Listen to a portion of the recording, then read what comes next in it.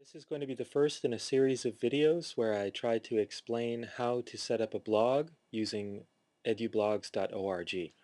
So when you set up your account, the name you choose will become your main blog.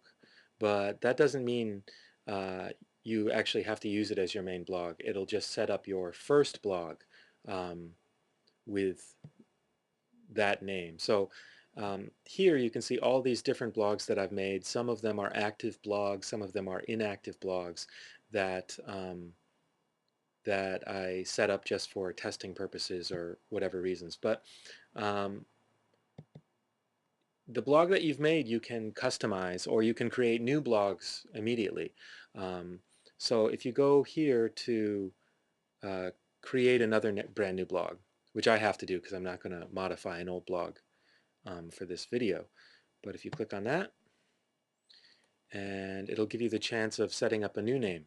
The great thing about EduBlogs is you can set up as many blogs as you like, um, and all of them have free uh, server space where you can upload images and videos and Flash utilities, things like that.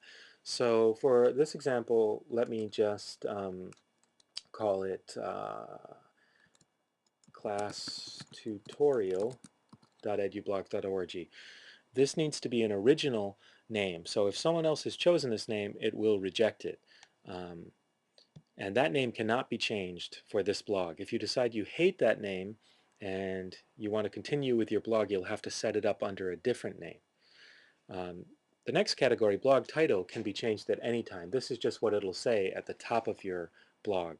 It isn't really that important. So David blah blah blah. That's a terrible blog title, but we can change it in the future. Someone just came into the house, so there's going to be a little bit of background noise probably, but hopefully not too much. So we want this in English language, but you can set Japanese and a variety of others. You have to choose a blog type, teacher, student, or other. I've never found out that this has much of a purpose. I guess maybe a student might have less power than a teacher, but I'm not sure what that would entail. And you can also put other, which could be anything. EduBlogs is meant to be for teachers, students, and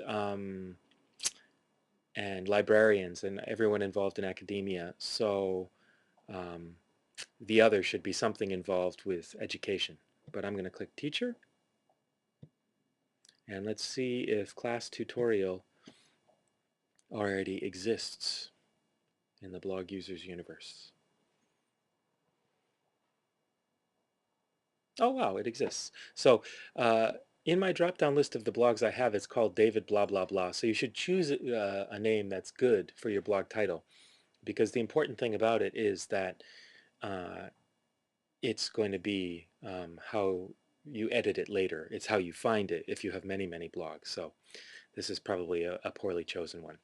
But anyways, if you click to visit the blog, it'll show you the standard blog template.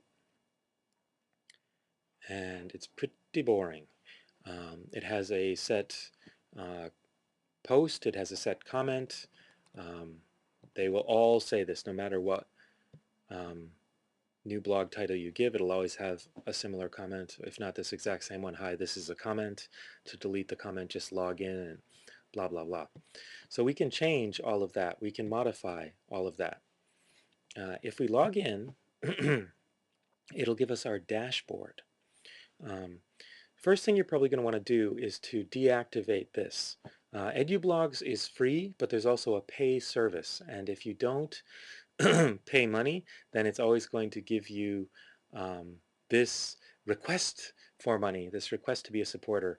But you can hide it for 1 month, which is what I always do, 1 month at a time. And this whole area here is the dashboard, and it allows you to write. And if you click on write,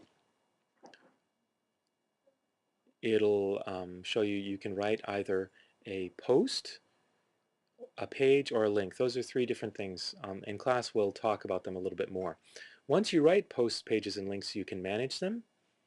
And there are other things you can manage as well, which are all right here.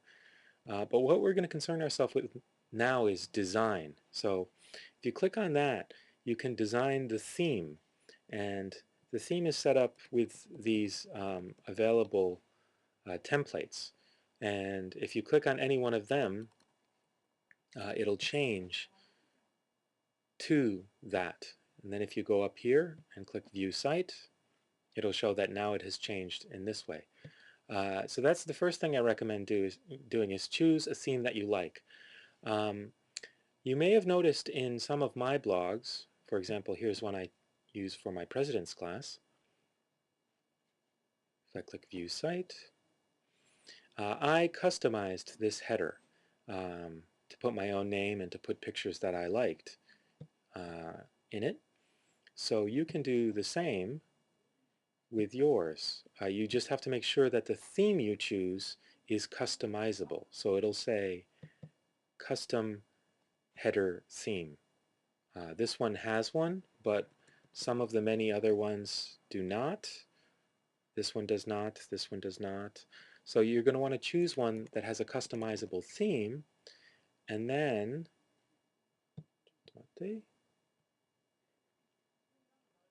under design, it'll give you the option to customize image header.